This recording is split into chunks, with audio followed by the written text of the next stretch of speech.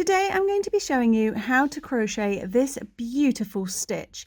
Now it is fully reversible, so the pattern is the same on the front and the back, and it works up to create a really nice thick dense fabric. To begin, pop a slip knot onto your hook.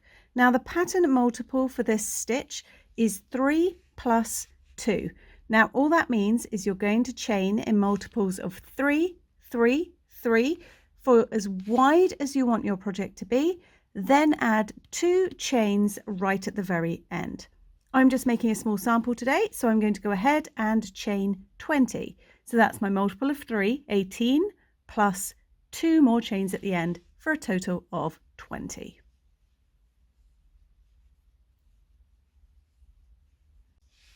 Once you have the desired amount of chains, for row 1, we're going to work into the second chain from our hook. Now this loop on your hook does not count as anything. You only want to count these fully formed chains hanging down below.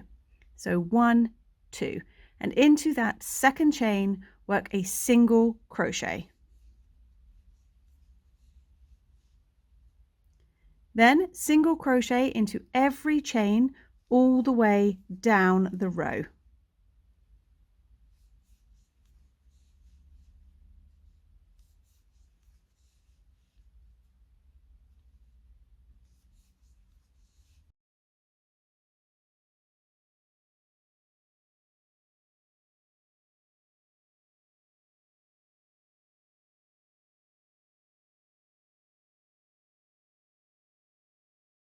For row 2, chain 1 and turn your work. Now that chain 1 does not count as anything. We're going to begin working immediately into the very first stitch. Into that first stitch, we're going to work a single crochet, a half double crochet, and a double crochet, all into the same place. Now skip 2 stitches and into the next, work the same little sequence. So single crochet, half double crochet, double crochet, all into the same spot. Skip 2 stitches and again into the third, single crochet, half double crochet, double crochet. Skip 2 stitches and into the next, single crochet, half double crochet, and double crochet. Keep working this down your row, skip 2 stitches and into the third, single crochet, half double crochet, and a double crochet. Work this until you have 3 stitches remaining.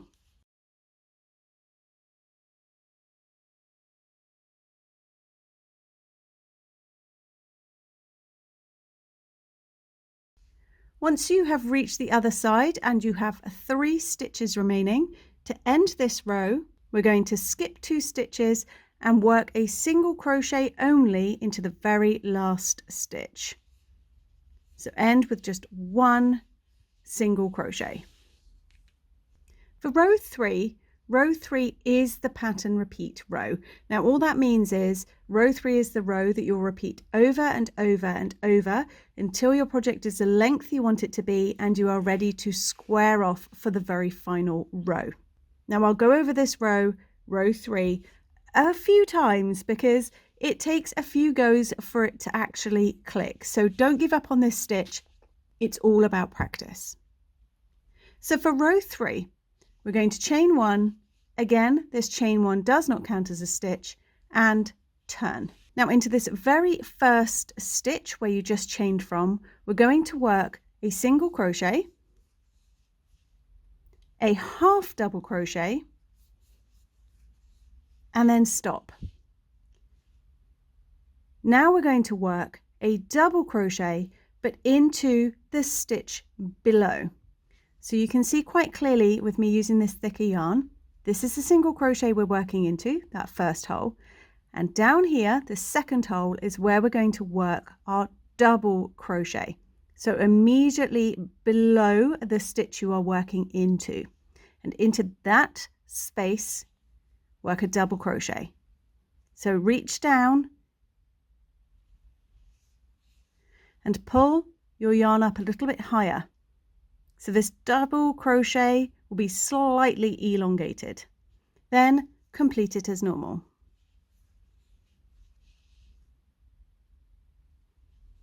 Then we're going to skip 2 stitches and working into the single crochet, so it will be the smallest stitch. If you look, you'll have this little gentle scallop. You'll have your double crochet, half double crochet, and your single crochet from the row below. We're going to be working into the single crochet, so into the little dip. So count your stitches 1, 2, and into that third one, we're going to work a single crochet, a half double crochet, then stop. Now again, we're going to reach down into the row below. However, it's not going to be a straight stitch that we're working into like on this very first one. This very first one is the only time you're working directly into a stitch. Instead, where you want to be putting your double crochet is this little sort of cluster of stitches, the 3 stitches you did in the row below, where they're worked into, down here. So you've got the stitch we're currently working into, and then you have a sort of gap here. And into that gap, pull your work apart, it's diagonally across, work a double crochet, and again, into there, pull up, nice and tall, so you have an elongated stitch, then complete your double crochet as normal. So we're reaching down. When I repeat this row in a new color, you'll be able to see it much more clearly. Skip 2 stitches and into the third, single crochet, half double crochet, and then reach down diagonally into the row below to work your double crochet stitch. So I'm reaching right down and pull it up, give yourself nice slack, and complete your double crochet. So keep going, skip 2 stitches, single crochet into the next, half double crochet, and then reach diagonally down to work the double crochet and stretch that one out.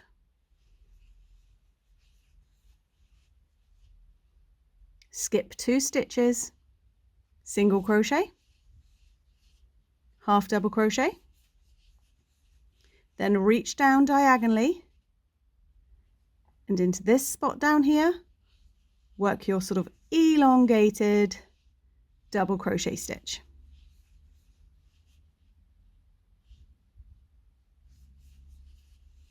You will keep working this until you reach the very last shell of the row.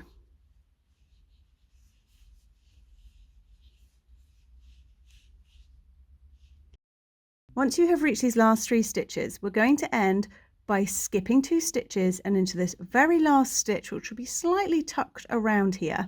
We're going to work 1 single crochet only. Now, we're also going to change color on this row. I have now done 2 of these shell rows, 1, 2, and I find that if you want this effect, you want to change color every 2 rows. So now would be the time to change color as well. If you're not changing color, then we're just going to skip 2 stitches and work a single crochet into that very last stitch. But if you are changing color, before your final yarn over to complete the single crochet, you're going to drop the color you're currently working with. Do not cut your yarn. We're going to carry it up the side and bring in your new color. Then, leaving a nice tail to weave in, simply draw the new color through those 2 loops on your hook to complete your single crochet stitch. Now let's do a recap of row 3, the pattern repeat row. So chain 1 and turn your work. Into that very first stitch, work a single crochet and a half double crochet. Then for this very first stitch, we're going to reach down into the stitch below. You can see the yarn from where I changed colour. That is where I'm going to work my stitch. So not in here, just down into this next one. I'm going to work my double crochet in there. It's just for the first stitch. You go directly below. Now for the main central part of the pattern, we're going to skip 2 stitches and into the third, work a single crochet, a half double crochet, and then for the double crochet we're going to reach down diagonally into the row below where you worked that last little set of these 3 stitch combos. So in there, do your elongated double crochet. So you can see it's clearer once you've changed colour, that spot you're working into. Skip 2 stitches, single crochet and half double crochet into the next, and then reach diagonally down into the row below to work your double crochet, remembering to draw that loop up higher than you normally would, just to give yourself some slack. Skip 2, single crochet, half double crochet in the next, then reach down diagonally. You can follow this line down to the gap, it's almost pointing at it, and work your elongated double crochet into there. Skip 2, single crochet, half double crochet, double crochet into the row below. Keep working this until you get to the last 3 stitches.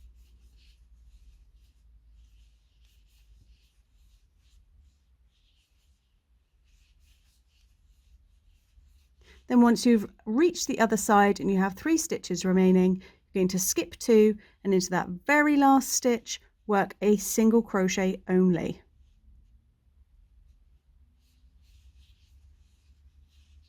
Now we're changing colour every 2 rows, so continue on. Chain 1, turn your work, and into that very first stitch, single crochet, half double crochet, and reach down into the stitch below. So this is our single crochet, which is then into the stitch below. Now you don't need to worry too much. If you struggle with this very first one, this is the trickiest one to spot. It's right here. So it will be working into the same sort of level as your spikes. But to be honest, it's the very first one. Don't worry too much. If you find it easier to just work it into a spot you can clearly see, that's fine. On this very first stitch, it's got less of a dramatic spike than the rest of the blanket. So honestly, don't stress about this very first one. The ones that are important are these ones in the middle. So that's your skipping 2, single crochet and half double, and then you're reaching down diagonally to work your elongated double crochet.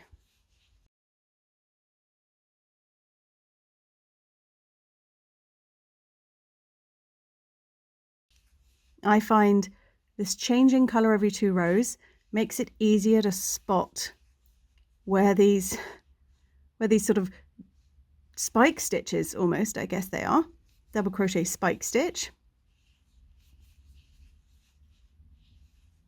I spot it easier when I'm changing colour.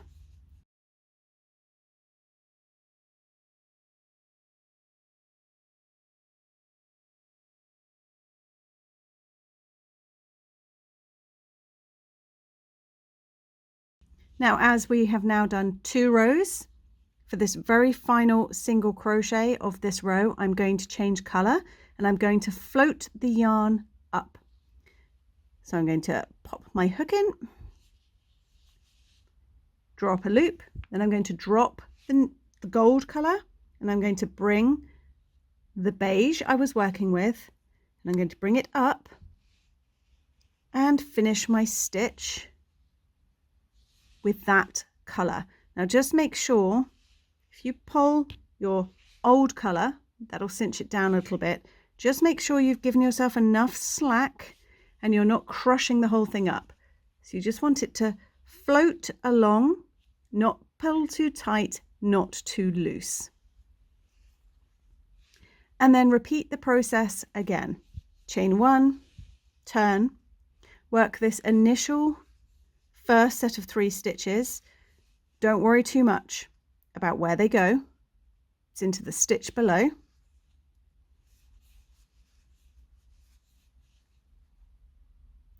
And then continue row 3, changing colours every 2 rows until your project is the length that you want it to be. I'm going to work up a couple more rows for this, and then I will show you how to straighten off these stitches so you have a nice flat edge instead of this sort of little gentle scallop. You can of course leave it with the gentle scallop if you prefer, but I always like things to match top and bottom if they can.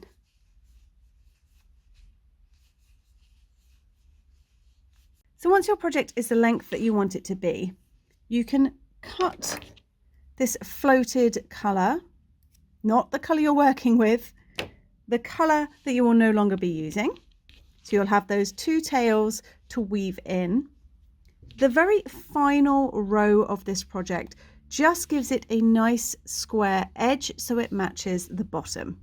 So to do that, it's really simple. We're simply going to chain 1 and turn, and then work a single crochet into every stitch all the way along, including that very first one where you just chained from. So just work 1 single crochet into each stitch all the way across.